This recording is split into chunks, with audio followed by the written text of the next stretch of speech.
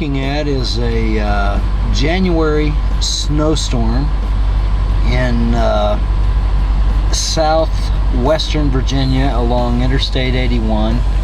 It's January the 7th, the evening of January the 7th, and I'm currently at Glade Springs, Virginia.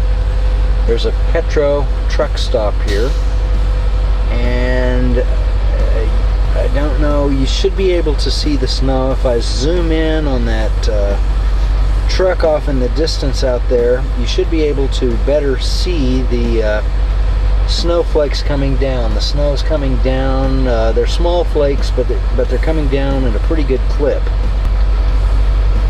So now that I've zoomed in, you can see that the snow's coming down pretty good. The temperature's probably in the low 20s, and according to the weather forecast, it is supposed to get much colder and windier tomorrow, which is January the 8th.